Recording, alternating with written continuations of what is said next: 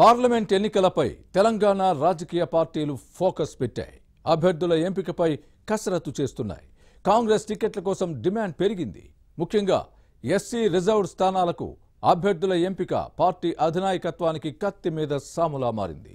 టికెట్ల కోసం నేతలు పోటీ పడుతున్న సమయంలో ఎవరిని ఎంపిక చేయాలో అర్థం కాక హస్తం పార్టీ అధిష్టానం తల బాదుకునే పరిస్థితి ఉంది. ఎస్సీ రిజర్వ్డ్ లోక్సభ స్థానాల టికెట్లు ఆశిస్తున్న కాంగ్రెస్ నేతలపై ఇన్సైడ్ స్టోరీ.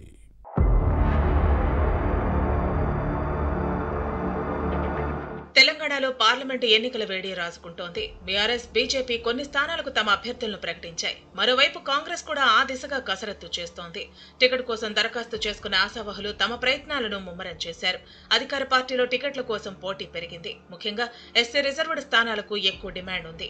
నామినేటెడ్ పోస్టుల్లో ఫిట్ అవుతారనుకున్న నేతలు కూడా లోక్సభ ఎన్నికల బరిలో దిగుతామని తేల్చి చెప్పడంతో అభ్యర్థుల ఎంపిక అధిష్టానానికి సవాల్గా మారింది.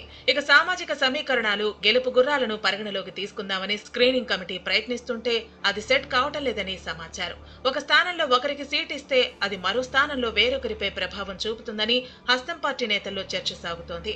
దీంతో అభ్యర్థుల ఎంపిక కత్తి మీద సాములా మారటంతో జాగ్రత్తగా సెలెక్ట్ చేయాలని చూస్తోంది.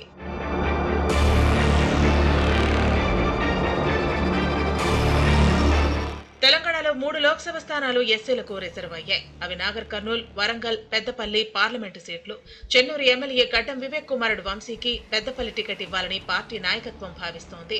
గడ్డం వంశీ మాల సామాజిక వర్గం కావడంతో మిగతా 2 స్థానాలు వరంగల్, నాగర్ కర్నూల్ సీట్లను మాదిగలకు ఇవ్వాలని సూచనప్రాయంగా నిర్ణయించిందని సమాచారం. దీనిలో భాగంగా నాగర్ కర్నూలు ఎంపీ సీటుపై ఆశలు పెట్టుకున్న మల్లు రవికి ఢిల్లీలో తెలంగాణ ప్రభుత్వ ప్రత్యేక ప్రతినిధి పోస్టు ఇచ్చారు. కానీ ఇక్కడే అసలు ట్విస్ట్ చోటు చేసుకుంది.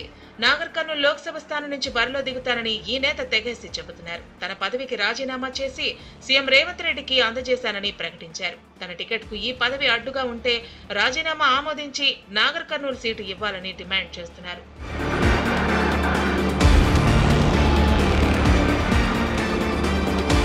మరోవైపు మల్లు రవికి నాగర్ కర్నూలు సీటు ఇచ్చే పరిస్థితి ఉంటే మిగతా 2 సీట్లపై దాని ప్రభావం పడనుంది.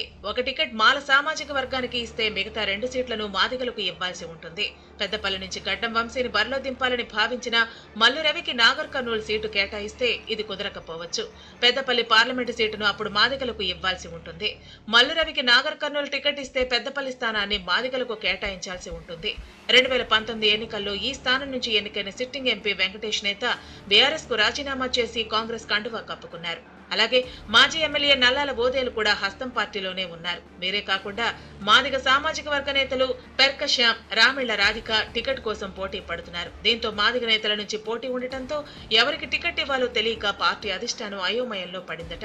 మరోవైపు గడ్డం ఫ్యామిలీలో ఇప్పటికే వివేక్ చెన్నూరు నుంచి, ఈ నేత సోదరుడు వినోద్ బెల్లంపల్లి నుంచి శాసనసభకు ప్రాతినిధ్యం వహిస్తున్నారు. గడ్డం వివేక్ కుమారుడు వంశీకి టికెట్ పై కొన్ని విమర్శలు కూడా వస్తున్నాయి. ఒకే కుటుంబానికి ఎన్ని సీట్లు ఇస్తారనే ప్రశ్న వస్తోంది. దీనికి తోడు మల్లు రవి ఎఫెక్ట్ తో పెద్దపల్లి లోక్సభ సీటును గడ్డం ఫ్యామిలీ ఇవ్వకపోవచ్చనే ప్రచారం జరుగుతోంది. ఇక ఈ సమస్యను పార్టీ అధినాయకత్వం ఏ విధంగా పరిష్కరిస్తుందో చూడాలి మరి.